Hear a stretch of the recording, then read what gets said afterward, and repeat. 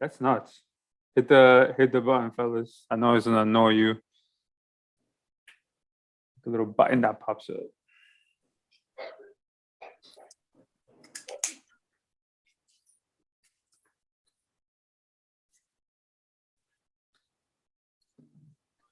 All right, we live yet? Yeah. You can go ahead. We're gonna hang out a little bit until we get some people joining us. You can see a little back scene or whatever you want to say about our group here. Just taking some notes of what we're gonna talk about.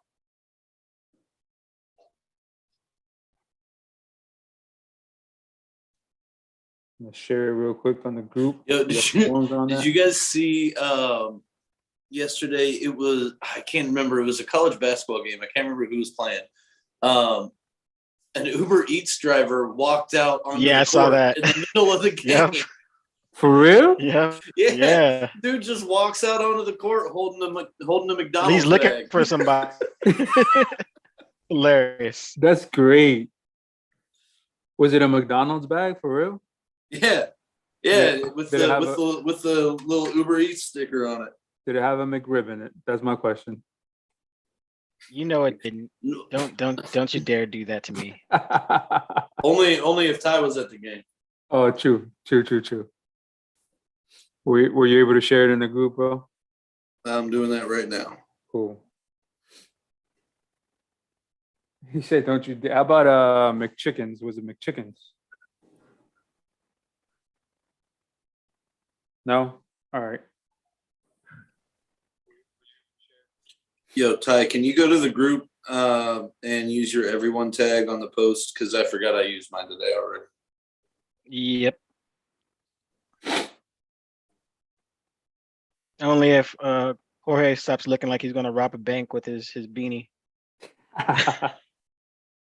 So I wore it because I've been wearing. Oh, not bad. Okay, it settled down.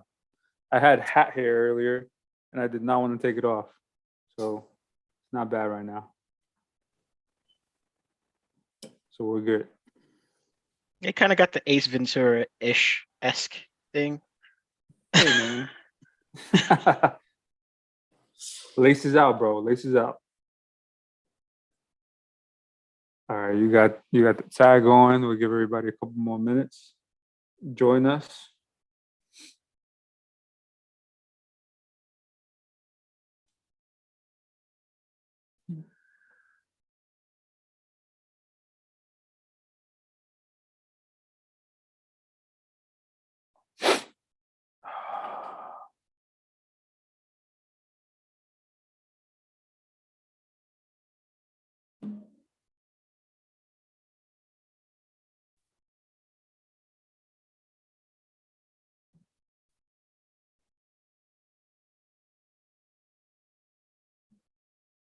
Whoever watches this like on replay, like, why are these guys so quiet?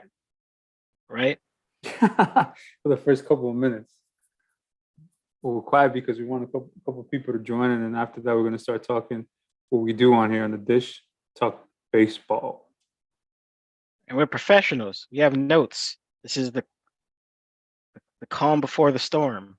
Yes. No pun intended for category right there. Too late, I'm already here. And we have notes, but we don't know if there are any organized or anything, but we have notes. I'm taking notes on my notes. There you go. All right, let's get it started, fellas. Good evening, everybody out there in YouTube Landia. As you see, the names and also the faces on your screen. We're missing one member, which is Kyle. He hasn't joined us yet, but hopefully he's able to hop on. Type through. He's back. What's up, bro? How you doing, man? I'm, living the dream. Actually, I'm staying busy as hell between work and, work-life balance. That's the whole thing. But whenever, the type through signal is shown in the sky, which is usually like red nuts for all of you haters out there, I come running eventually. But yeah, some stuff going on in baseball this offseason. Just how you want to look ways, and we're going to talk about it. It's necessary, so that's why I'm here. Yeah, man. Of course, you guys already know category. We already know how it's gonna go. Get it out the way category. Just happy to be here. Yep. Just doesn't want to get fined. That's all it is. Start calling Storms Eric Gagne. He has that look down, like the beard, glasses today. He's definitely game over right now. He's saying you're the ultimate closer, sir. That's what you do. That's why my opening sucks. There you go. I like it. We already got Colin there joining us. We got Vic. What's up, Vic? Kyle's talking. My man Ty is leading in MVP votes in kickball. That is true. That is true. Wednesday nights, I'm playing like a silver slugger, well, a silver like legger, and a gold glove or gold hands. What position are you playing in kickball? They had me in left field. Like for the first time I'm playing with the team, they put me in left field, and I had some doubts. Somebody actually made a comment and said, "Oh, he's pretty good." So, I mean, I showed up and showed out. Oh snap! Oh snap! We got a legit gold glove out there. Let's go! All right, guys, let's get to it. As you guys see, what our show is named this week. We're gonna talk top 5 third basemen right now first, and then we're gonna get into the Hall of Fame talk. Top 5 third basemen right now. The reason why I wanted to talk about it is because we came upon a travesty of a list that MLB.com made. Yes, MLB.com. Fucking talking to you. That list was horrendous. And I'm going to go off the list because Storms put it in our chat or in our group. And there was a lot of people talking about it. So we're going to address it today. Number 6 on their list, which is their honorable mention because we're doing top 5, is Bregman. Alex Bregman. World Series champ. And, well, you guys know Alex Bregman, the third baseman for the Astros, is number 6. Now, the other names they have on here, number 5, they have Arenado, Nolan Arenado, which exactly like throw the whole list away. Yes, right there. Just throw it away. Ain't no reason to even look at the list when we were reading it and going over it, but we're gonna do it for the sake of going against the dishes list and also our list. Devers at 4, Austin Riley at 3, Jose Ramirez at 2, and Manny Machado at 1. As we already said, Arenado at 5 is a travesty. That should have never happened. I don't know how that is. And then having Devers over him, Riley over him, and Jose Ramirez over him. Yeah. Go ahead, Storms. Take it away. Your thoughts on this list, bro. I mean, it can be summed up in one sentence. I gave it to y'all before we went live. If you have 10 consecutive gold gloves and are a bona fide middle of the lineup hitter, it's a wrap. That's number 1. Period. Nolan Arenado, think about kids that are starting to play, starting to watch, or kids that are old enough to have settled on what position they want to play. These kids play in third base. If these kids don't have a team, don't have a favorite player, and they start watching Major League Baseball, you know whose game they're going to want to model themselves after? Nolan Arenado. Yeah. Yep. Ty, give me your thoughts, bro.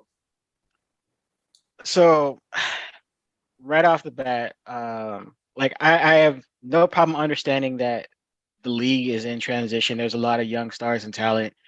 Yes, I want to fight for the youth movement and include the Rafael Devers and the Austin Rileys. I definitely want to recognize that talent.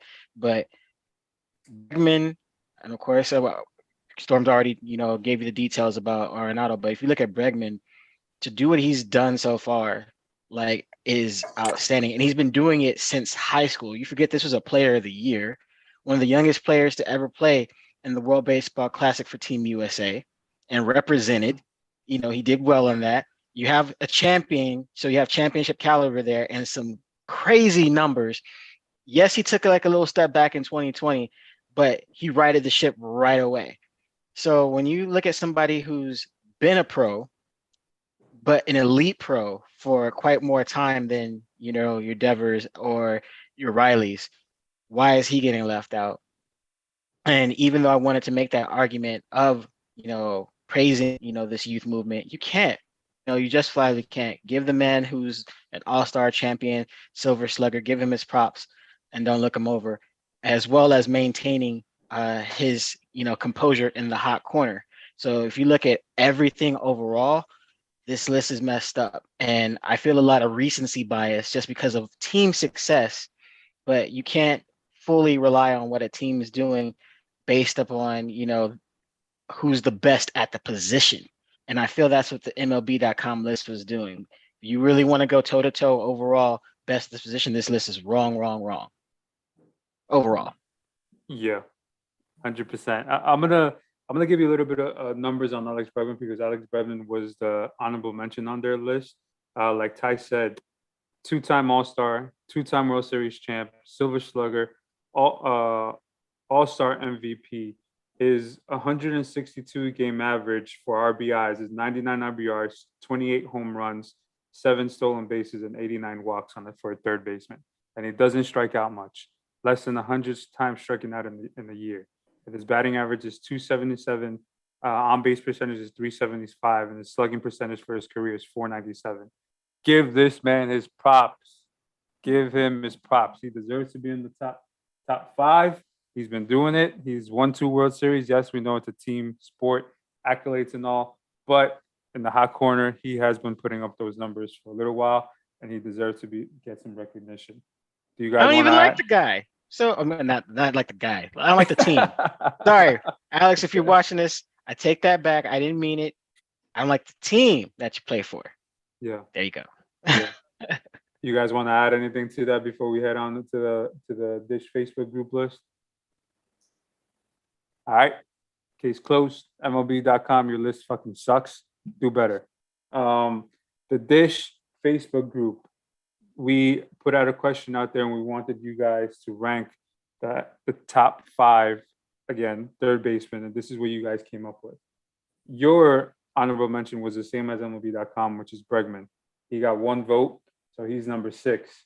At 5, we have Riley, which is, we put him right around that area and we'll get to our list. And then we have Devers right above him. And then 3rd, we have Jose Ramirez, and 1A and 1B because they got the same exact votes, meaning number of votes, and which equal to points, came out to Machado and Arenado. They got the same amount of points, which is 14. So 1A, 1B, Machado, Arenado. You guys couldn't decide who to put in first place. Which shout out to Jimmy Pujols for the tie because. If I remember correctly, he said, I don't know about a list, but Machado is number 1. Well, if you're watching Pujols, I didn't even count your list. So you would have been the tiebreaker, which Machado would have been first because you only. Thank God. Yes. So if you're watching, I didn't count it because I told you, make your own list. You only listed 1 player. So it wouldn't be fair to anybody else on this list. So you were not the tiebreaker. Well, one other thing that I actually can't believe none of us mentioned, and I just thought of it. Arenado not only has 10 consecutive Gold Gloves, the man has 6 Platinum Gloves. Yep. He is quite literally one of the top 3 defenders at third base ever. Yep. And when it go all said and done, he's probably going to be the best, to be honest. I mean, when you think about third baseman, you're probably going to go straight to Nolan Arenado. You know what's interesting? Like, I mean, we're seeing. I feel like we're not seeing any. Maybe a few more players playing, late into their 30s. So he's only got 6 more Gold Gloves to tie Brooks Robinson. You think he could keep it going until he's 37? I According think he can. I think he can. I mean, look at his range. His range is outstanding for a third baseman. It's the plays that he makes is abnormal, man. Doesn't make any sense. Half of 3/4 of the third baseman wouldn't make the plays he makes. I think so. To be honest, I think he does. You know what else is crazy? There's only like maybe 30 other players in history you can be talking about and say only 6 more Gold Gloves. Yeah, for real. Yeah. Ty. All right. Yeah, Ty, to start us off, man, what do you think about the list that the Dish has going on Facebook? And then before I go over to you, Storms, I'm gonna ask the question that Vic asked in the chat. Go ahead, Ty. I don't hate it, but I don't like it. And I can give my reasons why. Because yes, they're great names. Just the order. That's my problem is the order. Because I'm factoring overall here, which is hard to do. You have to put all the pieces together of the puzzle when you're going into who's the best of the best, which is hard to do in team sports on an individual basis. I get it. That's fair. But we have a lot of data here. That's what baseball is about. We do have numbers, but we also have the eye test. We also have wide range of career spectrum here. We got guys who've been in the league for a few years. We got guys who've been in for a decade. So it's hard, to not let recency bias, like I said, also influence your list. And I think that's what happened here.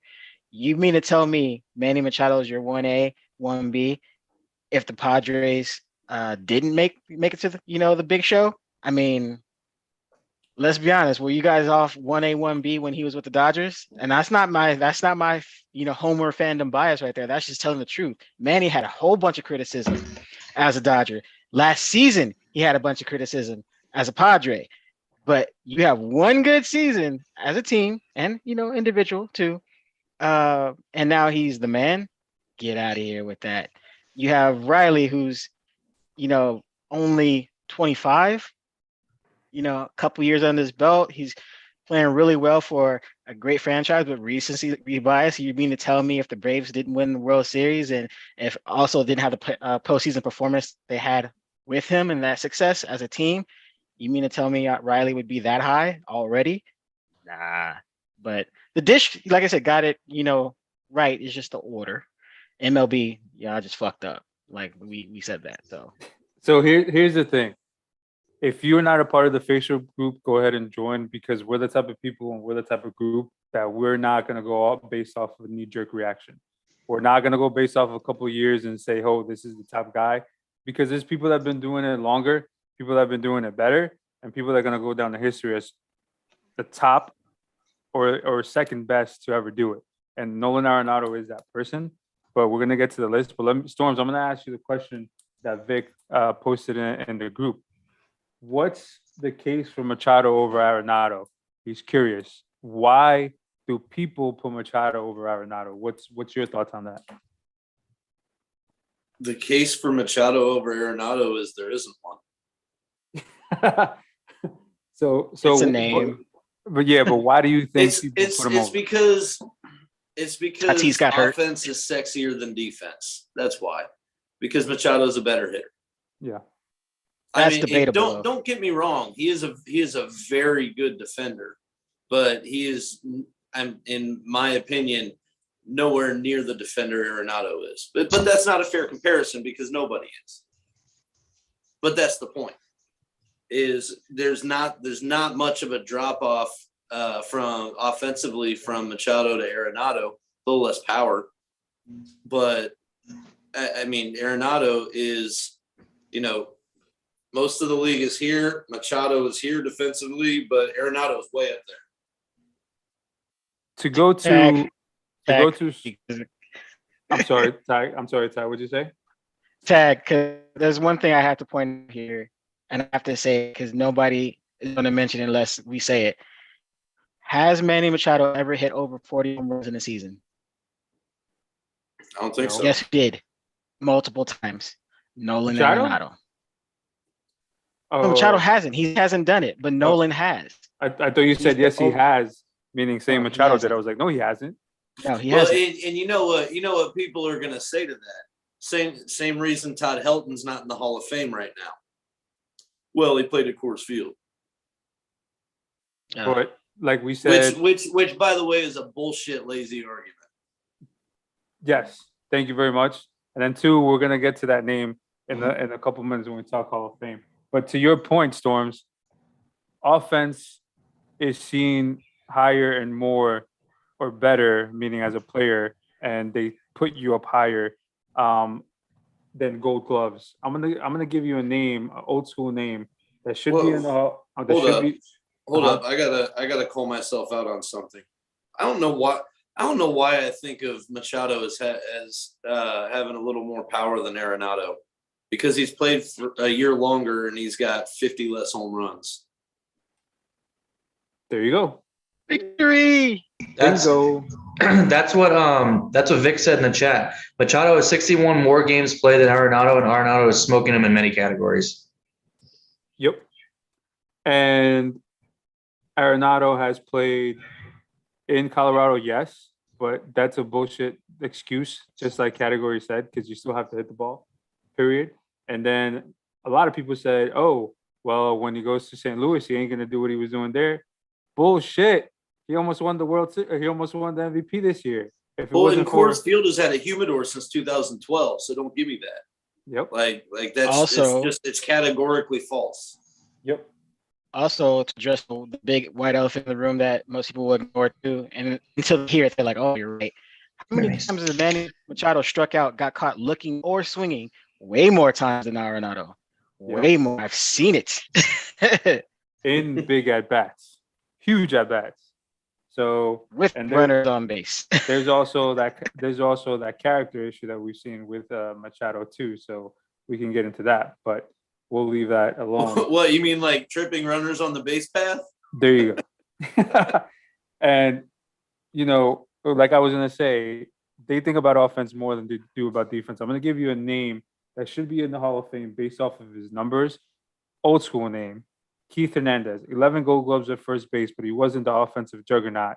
We're looking at the same comparison as we are with Arenado, Machado, and Keith Hernandez in the all-time first baseman. I don't think Hernandez should be in. He will be in, but I'm just saying as far as gloves go. So I just said that to piss you off. You also said that because he's a Cardinal. He was a Cardinal, so I know that's why you said that. Actually, I think That's of him bias. as a Met first. Yep. Yeah, he would go as a Met. Kyle, what do you got to say about the Dish Facebook group list? If you didn't hear us, what winded up being the list for them was Riley at 5, Devers at 4, Ramirez at 3, Arenado at 2, and Machado at 1. Well, Machado and Arenado 1A, 1B. You know what I mean? So I don't know, man. When that post originally went out, I immediately threw the BS flag, right? You guys all saw it. I was like, how is Machado the best third baseman in the league right now when Nolan Arenado exists in the league as well? That doesn't make any sense to me. I'm not going to beat the dead horse because you guys have already talked about it. When you talk about defensively, there's not a better third baseman than him right now. You're talking about offensively, Machado didn't have a better year than him and probably won't have another better year than him. And I think, sorry to bring up old shit there, Ty, but if you watch like the 2018 World Series, I mean, Machado helped the Dodgers a little bit, but when it came up to getting big hits, he couldn't do it. So if I'm looking at somebody that, like you guys have already talked about, if I'm going to show tape to kids to be better third baseman, I'm showing them Nolan Arenado. His swing is ugly as shit, but he produces at the plate, and for him and Goldie to go, bang for bang and in MVP votings, it sets that kind of a tone for that team. But that also tells you, like, he's not just doing it because he has Goldie on the other side, he's doing it because he's good. He's doing it because he's better. I don't know about better than Goldie, but he's doing it as better than all the other third basemen that are on our list. I guess the appeal for Machado is like what Vic said. He came in at 19 years old and he's a highly touted plus player in the East Coast. Maybe that's the difference. Every time I've ever watched Machado play, I've never been super impressed by him. When he was in Baltimore, it doesn't matter where he's at. I've never really ever been impressed by him, but you guys know that. I've been very vocal about that since the beginning. I don't hate him. It's just I think he's overrated. Oh, my bad. I thought you were done. No, go ahead. What's up? Sometimes I feel like part of it is just because he got that mega deal. People tend to think of him, like, oh, well, if they're willing to spend the money, you know what I mean? I think, I don't know, me personally, every time I see him, he's very streaky. Like, he'll be very, very hot for 20, 30 games, 40 games, and then he'll just be nothing. And then he'll get hot again, and then he'll just be nothing again. And it's hard to watch somebody like that, especially when guys like Arenado is doing it every single day. Like, he's not as streaky, but he's very consistent. He'll get one, 2 hits a game, he'll hit a dinger, whatever, but he's consistent. He's not getting 0 for 4 golden sombreros every game. You know what I mean? He's always in it. So I don't know. Machado doesn't impress me, man. I really do think he's overrated. And when I saw that list, it blew my mind. But the rest of our list, I think, is fine. I think, like I said in my list, I put Bregman as 5, but I think anybody could really fill that.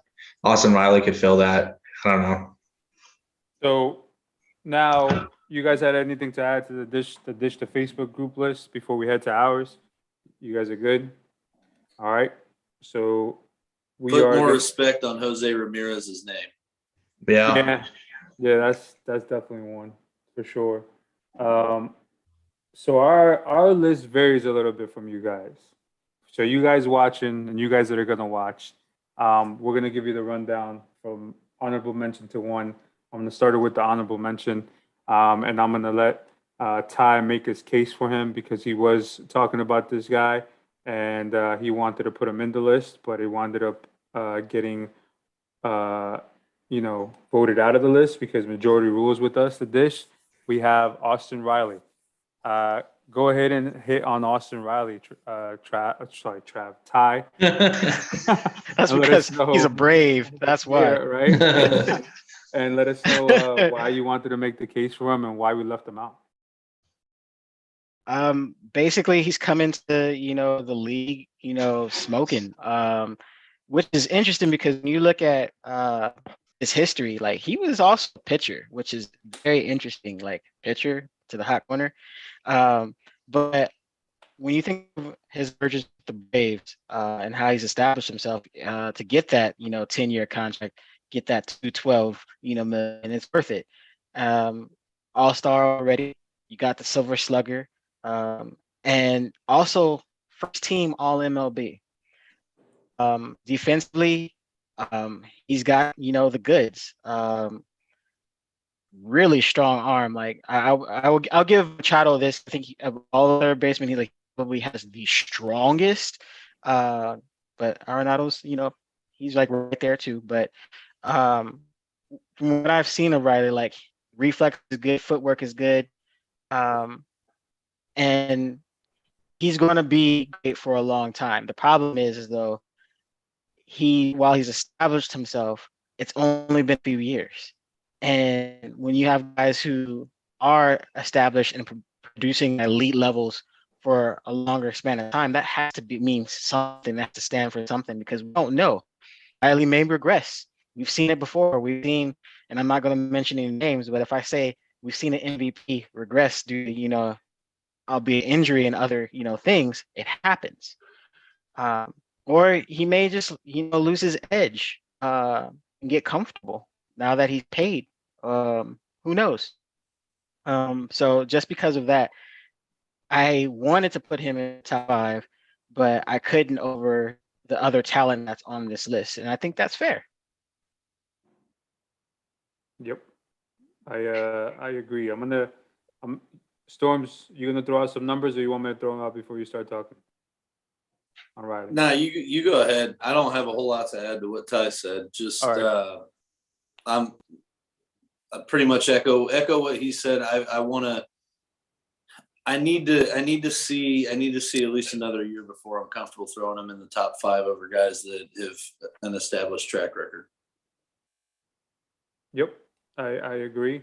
Riley put himself in conversation for MVP in 2021, and that 2021 did have a lot of injuries, but in 2021 he put himself in the race, and he could have well won the MVP. He had a monster year, hitting 303, 33 home runs, 107 RBIs. His career numbers, like we said, only 4 years, but he has put his name on the scene for top third baseman. He's a young third baseman, and he deserves it. He bats 272, 339 on base percentage, slugging 507, and OPS 846. For third baseman, that's hella numbers, man. He continues it for another 3-4 years. He's going to climb on this list, and deservedly so. As Ty said, defensively, he has a cannon. He has played the outfield, and he has showed it off at third and the outfield. And he's not too shabby with the glove, man. He can easily win a Gold Glove or two. But with the man on on the top of the list, I don't think he will, as long as he's in the NL. Now let's move on. Or Kyle, you want me to add anything with Riley? No, sir.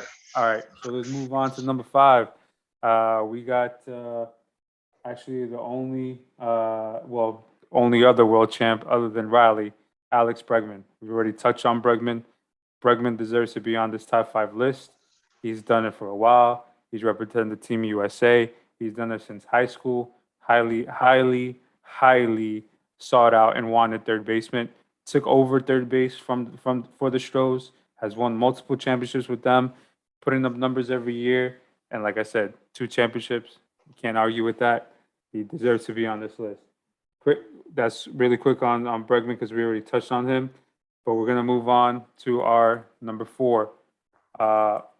So this guy we put here because we were actually debating him, Bregman, and Riley.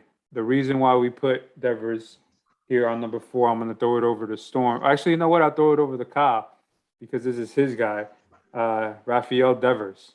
We put him at number 4. Let us know why we put him at number 4, why you put him 4th on your list. Kyle, touch on it, man. So you got to look at Devers over the last couple of years, right? Real young guy coming out of the Dominican Republic.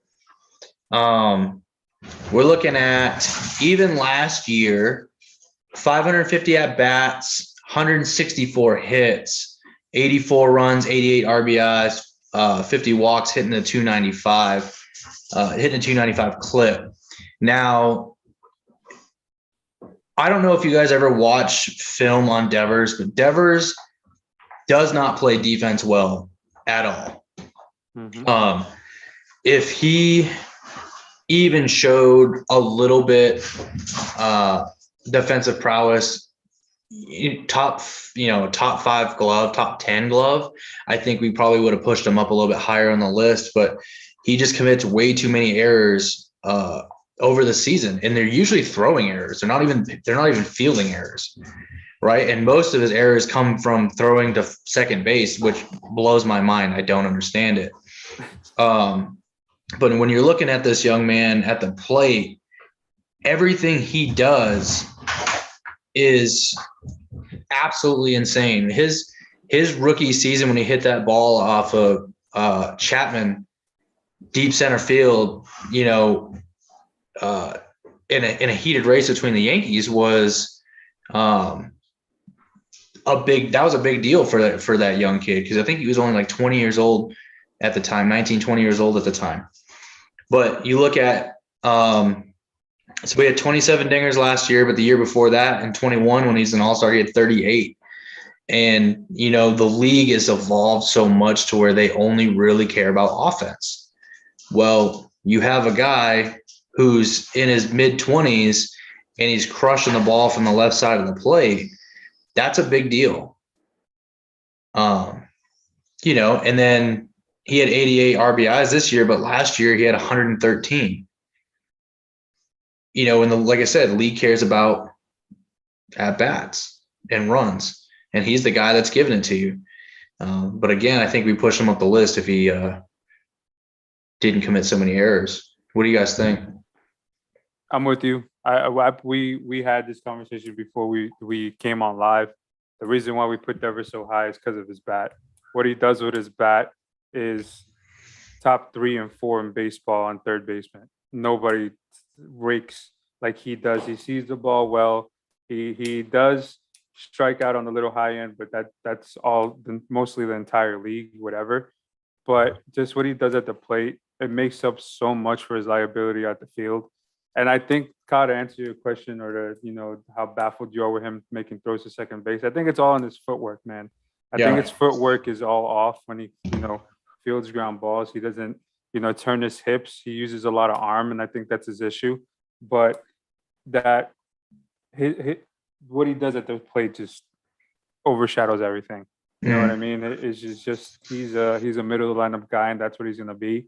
I mean, look what wound up happening. They wound up keeping Devers over Bogarts and all the other names. Then that should tell you something. Being in Boston, that should tell you something, that they're looking and ready to build around him. And that bat, I think we can see something special if they're able to sign some people around him. Ty, what do you got to say about Devers? I'll just add this because it hasn't been said, and when you hear it or read it, it's like, whoa, that's amazing. To be 16-year-old prospect, and back then scouts were saying he was arguably the best left-handed hitting prospect they've ever seen in a minute.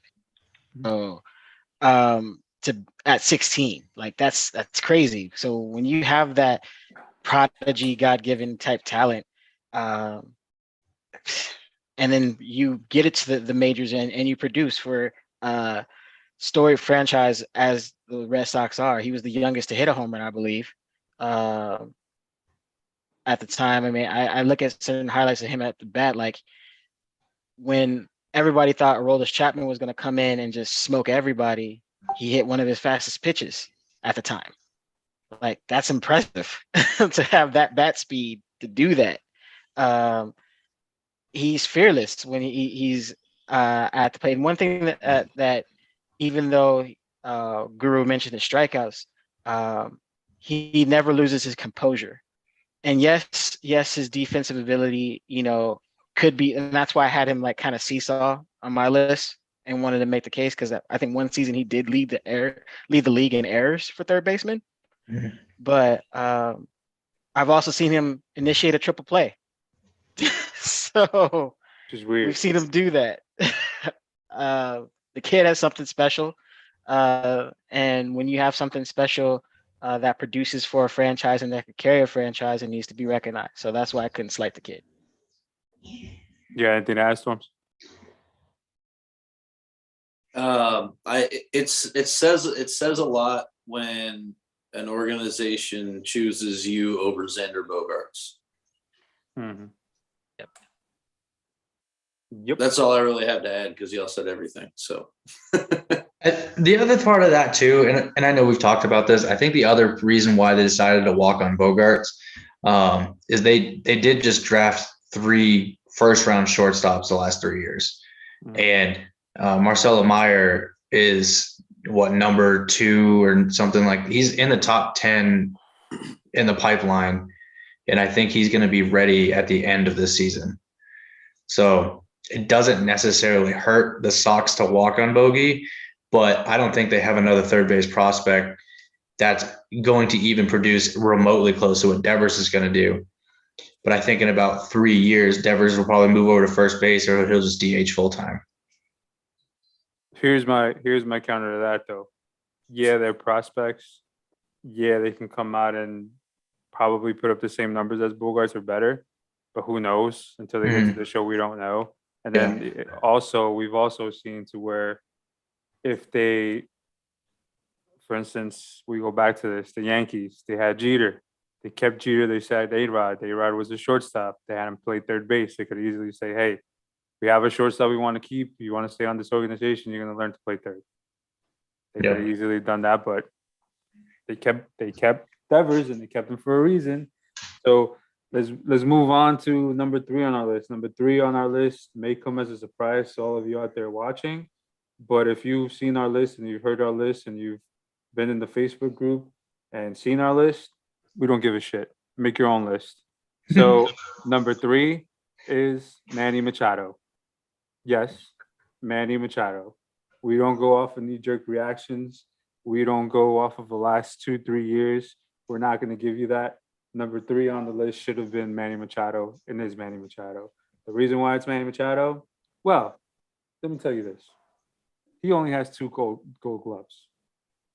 His glove is great, fantastic. He has a strong arm, but there's 2 third basemen on our list that, if not feel just as well as him, better than him, but they also put up better offensive numbers than him. And they have been the faces of 2 different franchises now, or for one person, 2 different franchises. One person, they decided to keep him over somebody else, which we'll get to next. But Manny Machado is number 3. And I'm going to have Storms touch on Manny Machado first to go ahead and kick it off. Go ahead, Storms. So I actually have Manny as a little bit better fielder than Jose. Okay. But like we were talking about earlier, he's a little inconsistent offensively. And he disappears in big moments. I mean, he's a great offensive player. He deserves the big contract he got. Man, really, I was all geared up to talk about Jose. Well, we'll come back to you with Jose. Don't worry, we're all going to touch on him. Mhm. Okay, well, I'll throw some more Manny shade when I'm talking about Jose then. All right. Go ahead, Ty. Talk your shit. So no disrespect to Manny Machado, like to say you're number 3 amongst so much talent, that's a good thing, right? Like, we're not saying that he's horrible. He is elite. He does things very, very well. But there are 2 people that do it really well, more consistently, and even better than him. Better base running, check. Better hitting, check. More consistent leadership, check. The intangibles, like that matters when it comes to establishing yourself as the cornerstone piece of a franchise. Manny had that chance now with 2 franchises. You could say, well, you could argue one in the possible. It's not like the Padres said, hey, here, Manny, here are the keys to San Diego, enjoy. There's been some other names thrown around there. But when he became a Dodger, and even on his chance with the Orioles, you could say that they wanted him to be that guy and gave him the platform to, run the clubhouse and have a say.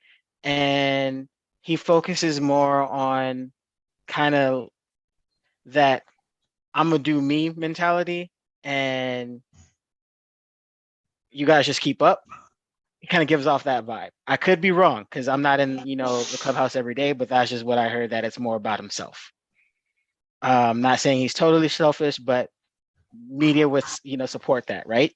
So when you have someone like, who we're going to mention, who is more willing to be a team player or speak up and actually stick behind their franchise as a person paid of his caliber should, and then carry them in postseason as they should, or throughout the course of a season as they should, that is why he's number 3. Take it or leave it. I rest my case.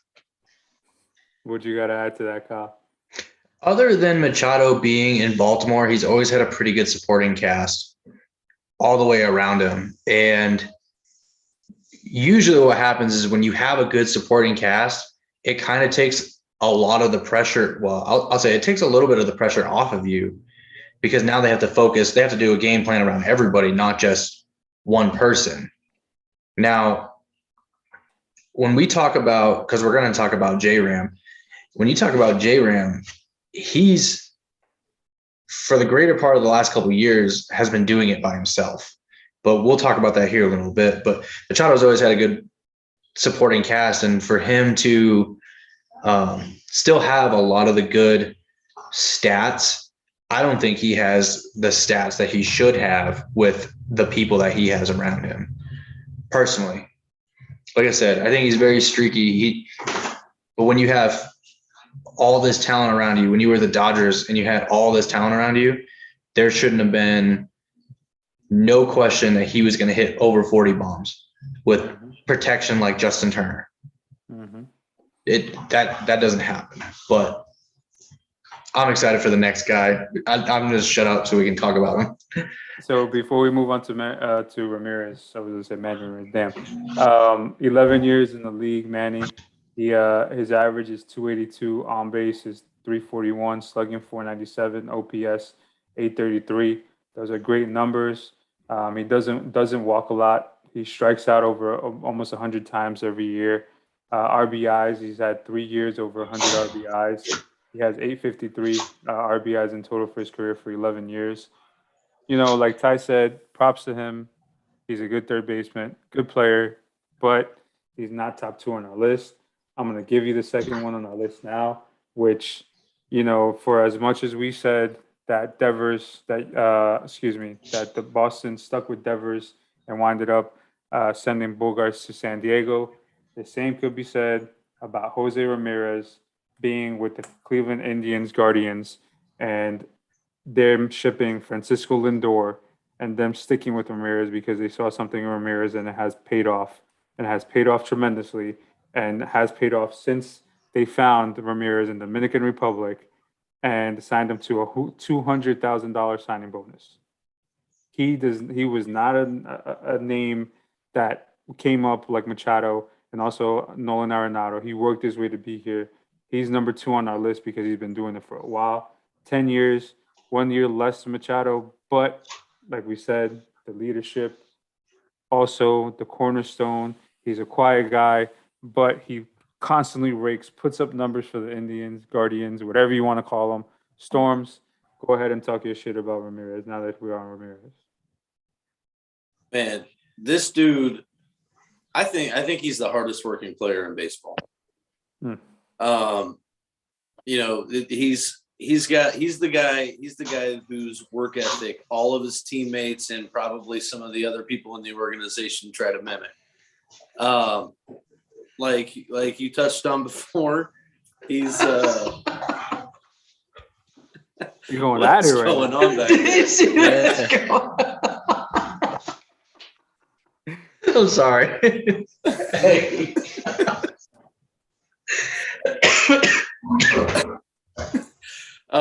Anyway, like you guys touched on, he's a threat on the base pass. He's an excellent defender. He's there's no hole to his game at all, and he is as consistent as Machado can be inconsistent.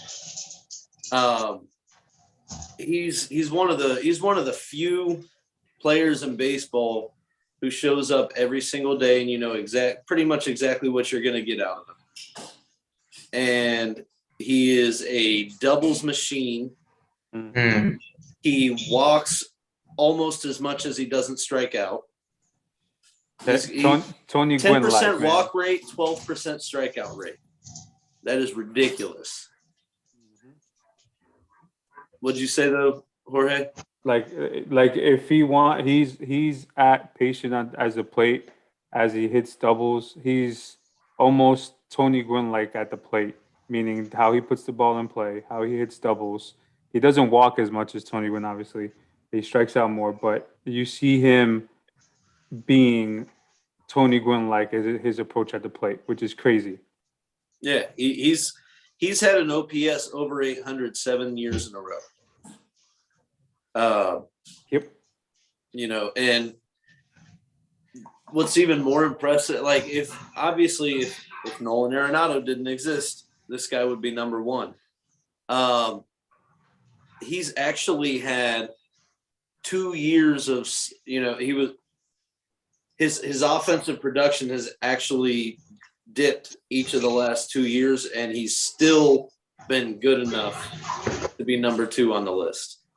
So, yeah, man. I mean, he's everything Machado is, and then everything else you want with it. Yep. He also has, not a lot of people know this, because they obviously don't dig into the numbers like we do. He's a 30 for 30 guy. He put up 30 home runs and 30 stolen bases in a year. He's easily a 20-20 guy. Machado is not a threat like he is on the base pads. And he, like you said, doubles machine. He led the league twice in doubles. 2017 with 56 and this year with 44. Ty, what you got to add to Ramirez, man? I hate that you took the 30-30 club membership, because my opening for Ramirez was this thing. If I'm correct, and if I'm out there, putting myself out there and I'm wrong, correct me. But I do believe the last legendary third baseman to be part of the 30-30 club was David Wright. So if you're in the same room as David Wright, that means you're pretty good, I'm going to say. So that was going to be my start right there. But also, you think of somebody who willingly, accepts his leadership role. He cares about, his team, his club. He cares about his teammates. Lindor sang his praises when they were, teammates. But have you ever heard anybody say one bad thing about this guy? No. Heart of gold. Yeah. He's not only the consummate pro and loyal and will give you his everything. Maybe, I think somewhere he has probably sold popcorn and jerseys and parked cars in Cleveland. I'm pretty sure he's done it, because if you ask him to do it, he will do it. But just to, accept that role as a leader, but also put his money where his mouth is like, I'm going to lead by example, but I'm also going to rally these guys behind me. There's a reason why the Guardians have the success that they have, and the reason why Francona is like having, the easiest time managing this squad. So there you go. You're correct on David Wright, by the way. You made me look it up. I knew he was right, because when he did it, it came up on the Mets thing that he was the last one. So I knew he did it. Kyle, what you got to add about Ramirez, bro? So, kind of harping on what everyone else said, man, he's like the silent leader. He's not in the media. He's not talking smack about nobody. He's the guy that's, if something needs to get corrected, he's doing it in the clubhouse, and he's doing it only in the clubhouse. He's not putting anyone's business out. He is a very grateful kid. If you see him, if you guys read the articles on him too, he's like, he said he'll take less money just to stay with Cleveland because Cleveland took a chance on him. Mm-hmm. And if loyalty is something that he values, which he does, I can see him doing that. And you can see that by, Lindor's no longer with them, but Lindor still says he's one of the greatest guys he's ever played with. And to do, I know we talked about Tito winning manager of the year. You don't get to win manager of the year with one of the youngest teams in baseball without a veteran like Ramirez. That doesn't happen. He's cool, calm, collect. He doesn't let anything get to him. I like him and I like Devers a lot because they play the game to have fun, even though it's a business. But they're out there having a good time. They're laughing. They're playing the game. And he's teaching the young guys how to be professionals. There's not a lot of guys in Cleveland that are in the media talking this, that, and all the other thing on that baseball team. And I think that says a lot about J-Ram's leadership in the clubhouse. And they're very, very fortunate to have a guy like that, a guy that hits from both sides of the plate, the guy that plays hard, the guy that finished top 5 in the MVP voting, the guy that hits doubles, guy that's hitting almost 300 every year. That's a guy you want on your team because that's a guy that's going to grow your team. Even when he's 35 years old and he's still playing in Cleveland and he may not be able to do the stuff that he's doing, he's going to be like, he'll probably be a captain, one of the few in Cleveland, and he'll take on a role kind of like what Jason Varitek did with Boston, where I'm the leader, even though I'm not going to put up the numbers you think I'm going to put up. But I'm going to lead you guys and show you guys how to be professionals and how to win. And I wouldn't be surprised if we see them go a little bit further than they did last year, because they have a really good squad and it's led by Jose Ramirez. Yep.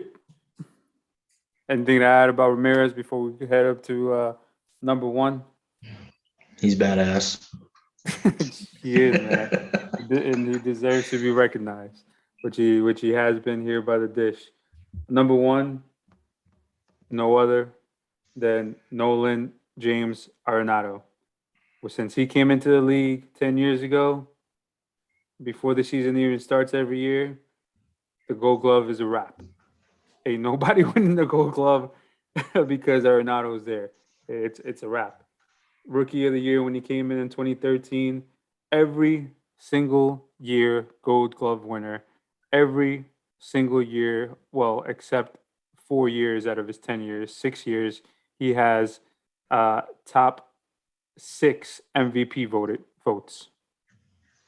That goes to show you how great of a player he is.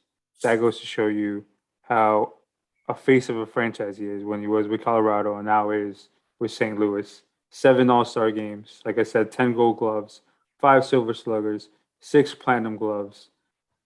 Storms, you look like you wanted to say something. Go ahead.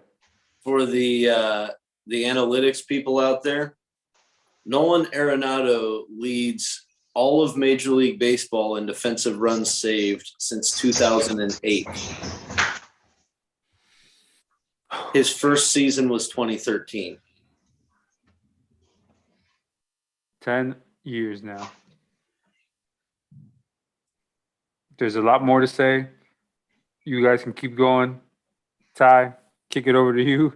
Start talking about Nolan Arenado. Yeah, I want to talk about the defense, so I can't even mention that anymore because that's already been said. But when you talk about how many third basemen on this list have hit for the cycle multiple times, how many third basemen have drove in over 130 runs? How many? Who holds the franchise record hit streak in Colorado? Nolan does, and it is that one hell of an impressive number. If you want to know, it's 28 games. That's a hell of a hit streak. Yep. So it's not just the defense here, it's the offense too. Put some respect on his name and shout out to 3-6 Mafia. He is really one of the most known unknowns. Just because he spent, his time in Colorado, y'all forgot this man's name, but you know who he is now, and you should have known back then. You were just late to the party. If you don't know, now you know. Biggie said that. There you go. So 7 out of 10 years that he's been in the league, he's had over 30 home runs and over 100 RBIs. 7 of the 10 years. That's one COVID year and his first 2 years, rookie and sophomore year, that he did not do it. Ladies and gentlemen, the best third baseman in baseball, Nolan Arenado. Kyle, what do you got to add, bro? Nah, nothing much on what we've already hit on, man. That dude is just insane. You had a subpar, I wouldn't say subpar. I would say you had a mediocre lineup in Colorado and you still put up those numbers with no protection. Then you go over to St. Louis and you get better. You get better with Goldie, and Yachty and all those guys. You get better. That's crazy. You usually are like, oh, I'm going to get, traded or moved over or free agency. And they usually stay about the same, or maybe they have a down year, but it just seemed like he just went up. How do you go up from being the greatest from the beginning? Where's your ceiling? Where's your floor?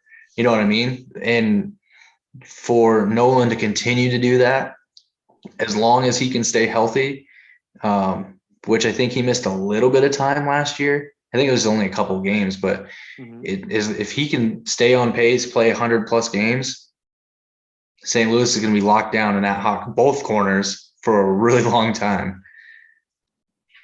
But we can keep going. There's 2 years back to back where you hit over 40 home runs and 130 RBIs. That's Came out and did it insane. 1 year, said this is not enough. I'm gonna do it again, and he did it. That's crazy, man. Those numbers from a third baseman, that's insane. Storms, you gotta add anything, bro? I don't know if there's anything to add at this point. I think we covered everything. He's good, man. He's just too good. He is.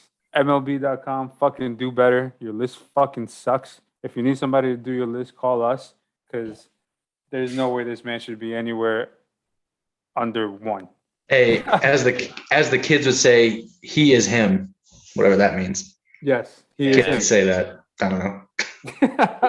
I'll throw in one more Nolan story, because this story is rest in peace, Vin Scully. I have to say this one because it's fucking Vin Scully. I heard of a story where Vin Scully autographed the bet that Arenado hit his 40th home run in 2016. So that was Scully's last season as like an active broadcaster. So if Vin Scully signs your bet and you don't even play for the team, like, come on. You're talking about Vin Scully. So just that's a hell of an endorsement right there. Yeah. Yep. So this is a great segue to our Hall of Fame talk. The reason why we wanted to talk about third baseman is because, well, third baseman that we grew up watching just got voted into the Hall of Fame, and you know he deserves to be in my honest opinion. But there are also a lot of names that were left out, which deserve to be in as well. And we're going to touch on that. I'm going to kick it over to my man Storms. Let him talk about Scott Rowland, and then let him talk about the guys that didn't get in. Go ahead, Storms. So there's been a whole lot of debate over Scott Rowland's Hall worthiness here lately, as there is every year. Scott Rowland, I don't think there's a question that he's a Hall of Famer. I mean, that he deserves to be in. Sure, he doesn't have, some of the counting stats that people look for, but I feel like it's not the same game it used to be, and you shouldn't require 3,000 hits or 500 home runs to get into the Hall. Those are very, very, very exclusive clubs. Yep. There's only been 33 people that have 3,000 hits, something like that. There have been over 22,000 major leaguers. Smaller as a two-way player too, as well. Yeah. And, so I think that as the game evolves, the way that we evaluate a Hall of Fame career needs to as well. But even without doing that, I think Scott Rowland is worthy. He's 6'4". First of all, you don't see many third basemen his size.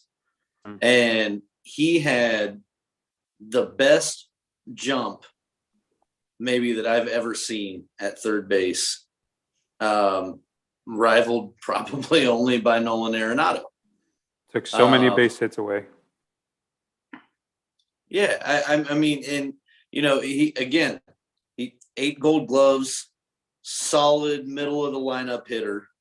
He won the World Series with St. Louis, and I mean, for years and years and years, when we see a highly touted third baseman prospect that is a good defender, who do they say he reminds them of?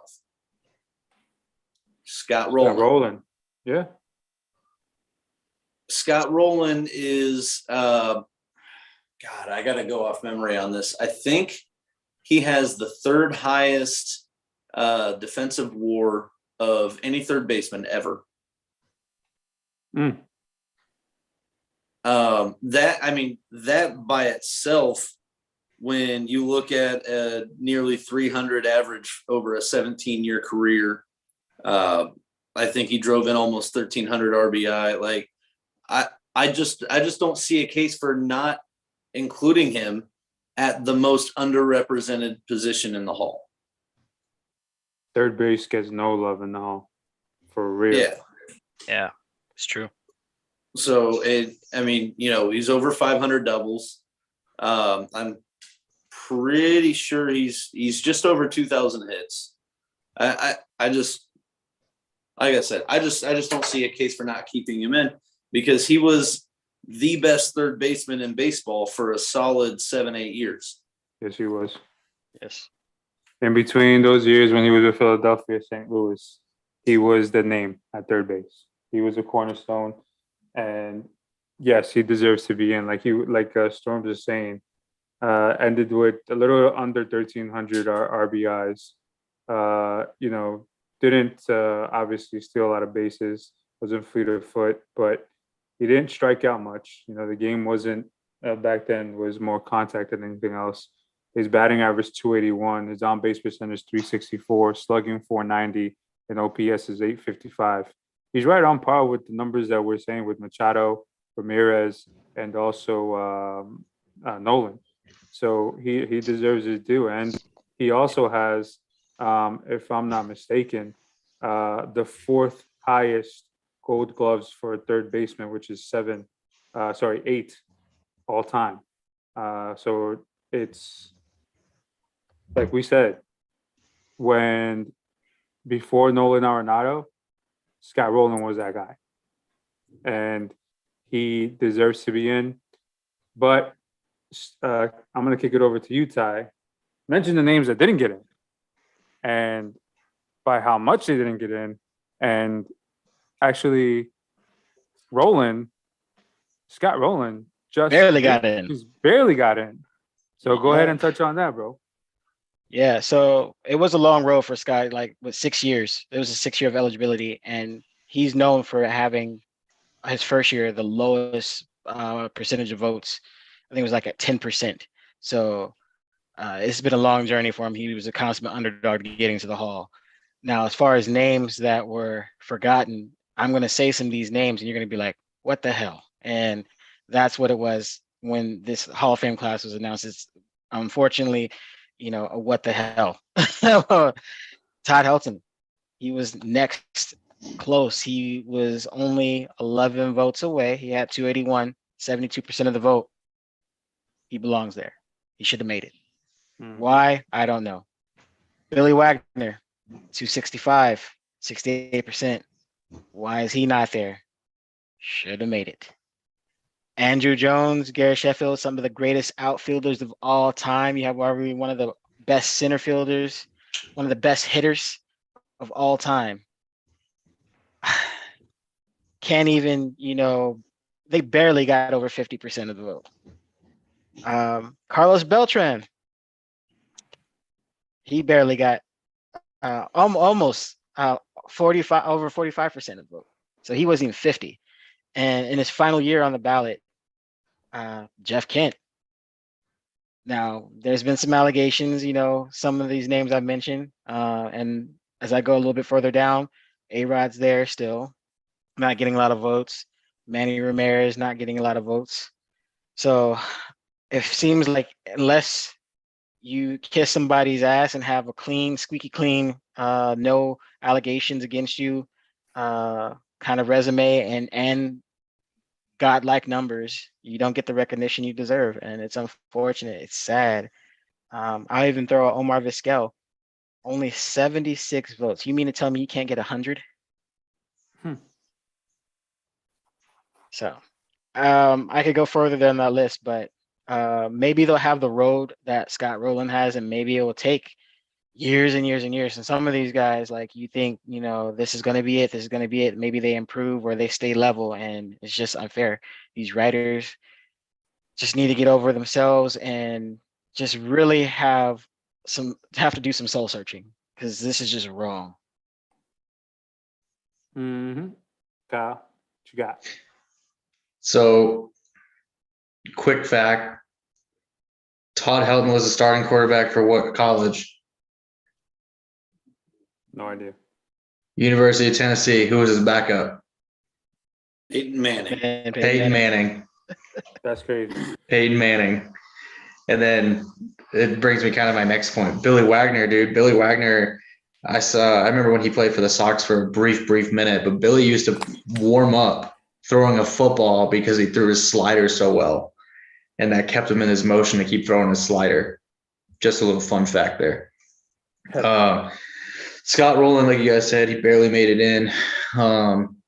He was the face of third base for such a long time, even in the years where his team was dominant.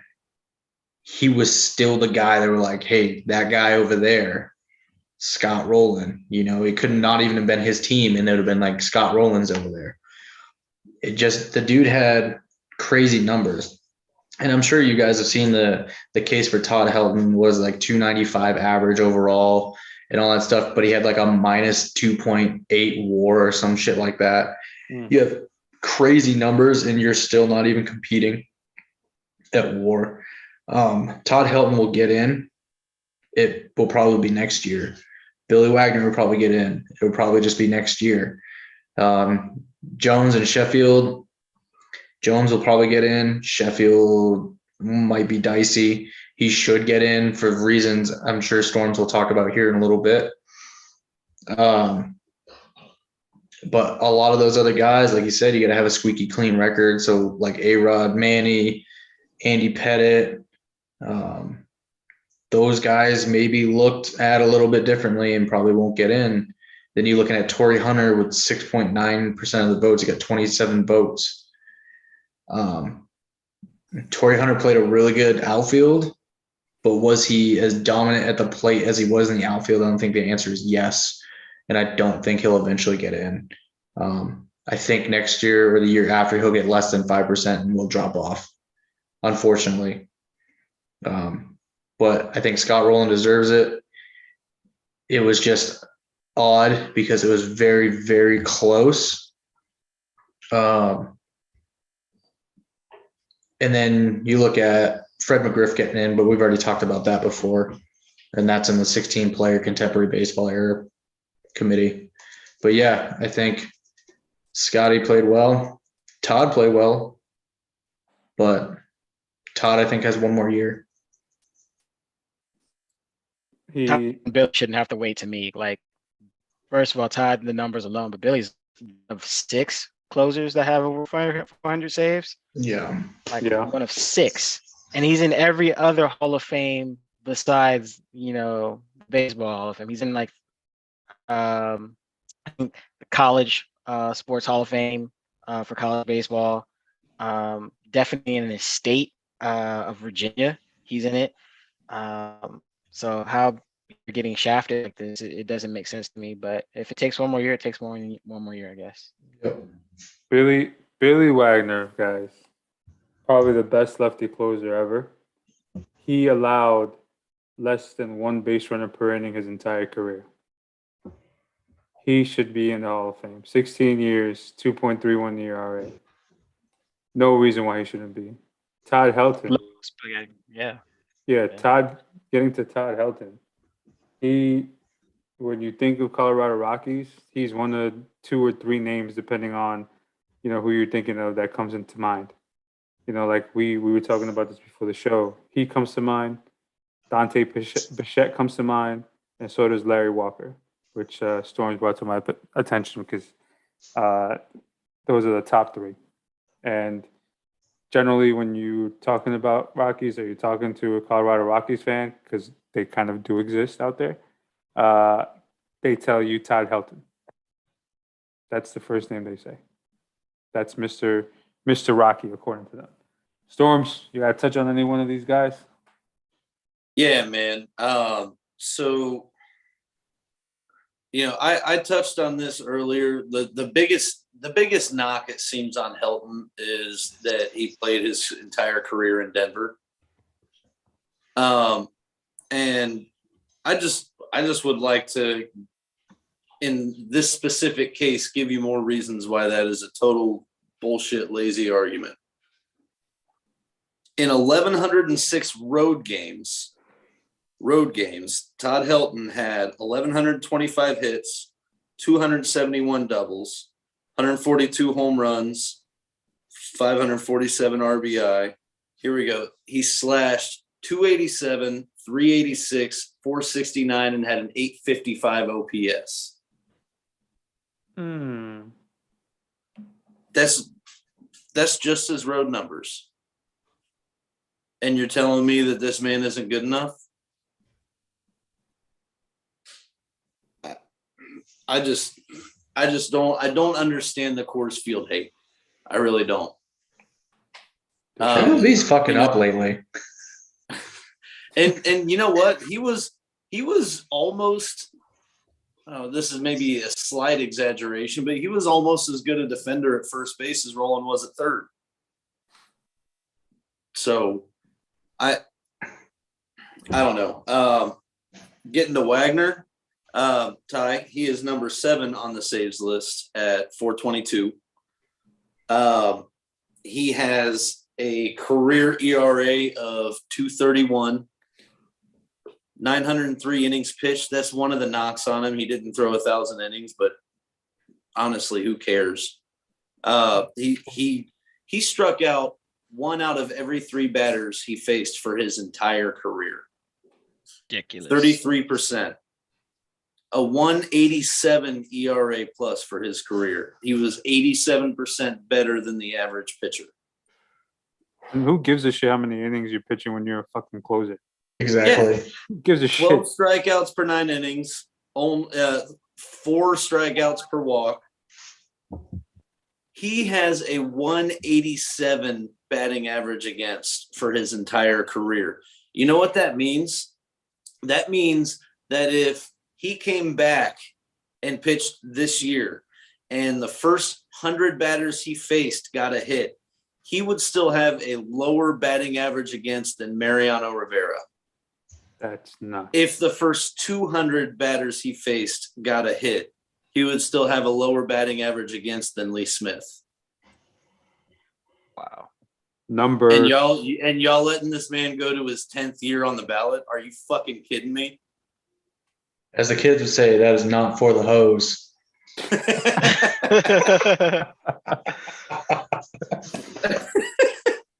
So I mean, like, this is one of the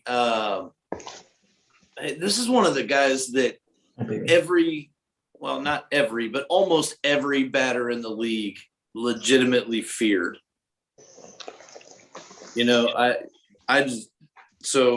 Billy Wagner deserves to be in. Gary Sheffield has the 3rd fewest strikeouts among the 500 home run club. And I shared this with y'all in the chat a few days ago.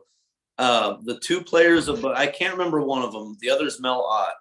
Mel Ott faced 448 pitchers over the course of his career. Whoever the other dude was 463. Sheffield faced over 1,300 different pitchers. So he did it in a different era where it is a lot harder to do, because it's one thing when you're seeing the same guys over and over and over again. Mm-hmm. And it's, you ask any major league pitcher, your 8th at bat against a guy is light years easier than your 1st or your 2nd or your 3rd. So Andrew Jones, I posted this in the Dish group earlier. I mentioned before there's been over 22,000 major league players, over 23 now. He is 22nd all time in defensive WAR. We all know WAR is not the end all be all, but that puts him literally better than 99.9% of all people who have ever played Major League Baseball at playing defense. And you already touched, Ty, on how good of an offensive player he was. There just is not a case for any of these players for me to be left out. I don't understand it, and I think it's travesty. There's none whatsoever. They shouldn't be left out.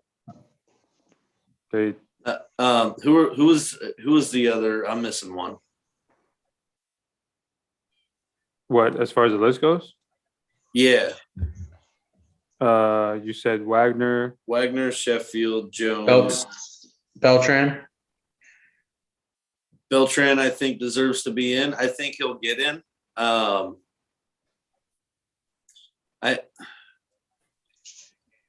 don't know, man. You know what? I'm just gonna end this by reiterating that we need to reevaluate the way we judge a career as far as whether or not it's deserving of the Hall. And I still think that they need to reevaluate the voting process, but that's a topic for a different show. There's only 4 players in baseball to have 400 home runs, over 10 RBI, 10 Gold Gloves. Andrew Jones is one of them. Willie Mays is another. Joe Smith is the third, and then Griffey is the fourth. What do the other 3 have that Jones doesn't have? They're in the Hall of Fame. Get the man in. I think he'll get it. He'll get We've in. made the case for Sheffield in the past. There's no reason Sheffield should not be in the Hall of Fame. We know the reason. It's a bullshit reason. Yes, it's the same reason. Well, part of the reason, same reason that Bonds isn't in, because the fucking media doesn't like him. But who cares? Manny and A-Rod, and it's a long list. Yeah, who gives a shit? You're not supposed to. Who cares if you like him? He put up numbers that you couldn't. That's why you're fucking reporting it. So you know what? What bothers me the most about the people who didn't get in this year?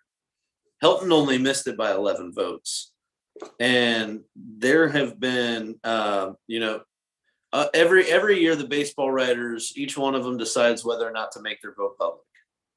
Right? There are 16 ballots that we know of that voted for only one or both of Manny and A-Rod. And a guy like Todd Helton misses by 11 votes. Like I get it. You know, you're trying to use your vote to send a message I agree with, but taking votes away from other guys is not the way to do it. agree. Yep. All right, for y'all watching out there, comment, share, like if you like the content, share it. And if you don't like the list, make your own goddamn list. We've told you this in the past. We've now gone over the top 5 third basemen in baseball right now. The Hall of Fame travesty, which we go over, seems like 2 or 3 times in a year, because this is the bullshit we got to deal with.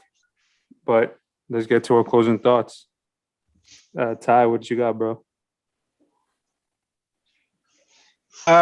Show love to infielders in the Hall. Like if it's hard for third baseman to get in, if it's hard for second baseman to get in, change that shit immediately. Shortstops aren't the only position. First basemen aren't the only position. Make it easier for everybody else in that infield.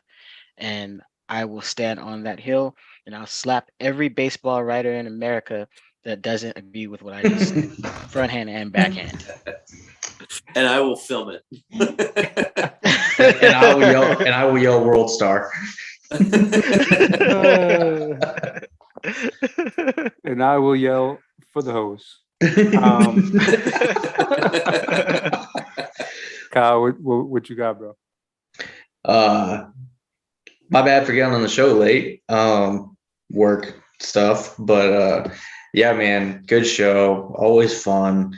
Third baseman's always a hot topic, especially because that was such a out of nowhere. We're just gonna put Manny Machado at the front and act like Arenado has never existed and put him at 5, which was an insult to him. I hope he hits like 60 home runs this year and actually has a home run race worth watching. I hope he hits 63. Yeah, 60. Yeah, let's do 64. Let's do 64 with a league leading 6 cycles. That would be interesting. Go for the damn triple crown. That's what I want to do. Go for the triple crown with an MVP on top of it. But that's good that we've talked about him being a number one, and then we also show homage to Scotty Rowland and hoping that the other guys do get in as well. And then when we talk about dominant pitching, we talked about Billy Wags, but I mean, way down the bottom of the list was K-Rod, because K-Rod dominated for a really long time too. Yeah. And yeah, he deserves to be in for sure. And you got to think too, he was on that team where Anaheim was rolling that year, rally monkey and everything.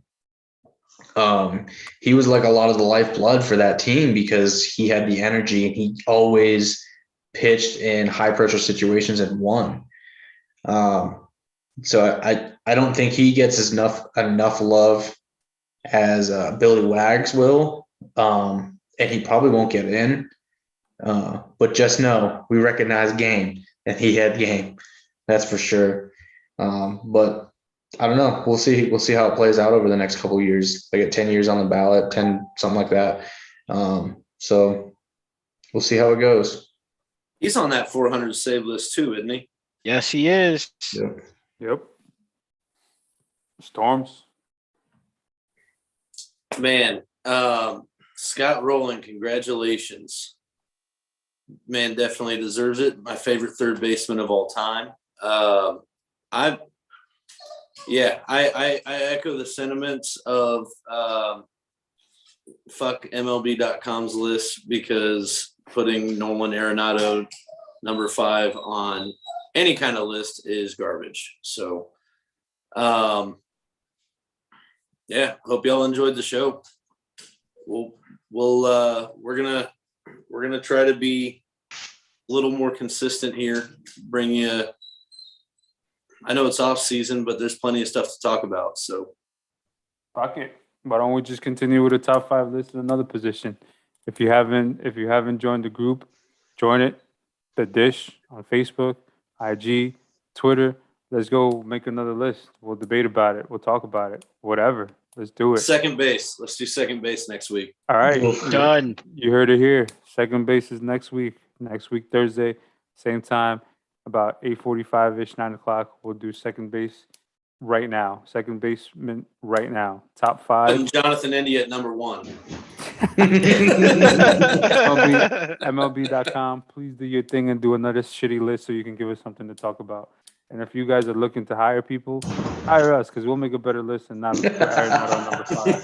Dumb motherfuckers. And if you pay us enough, we'll put your player at number 1. So, for all you guys watching out there, if you like the content, like, share, subscribe. Go You ahead hear that, go ahead Cohen? and join us.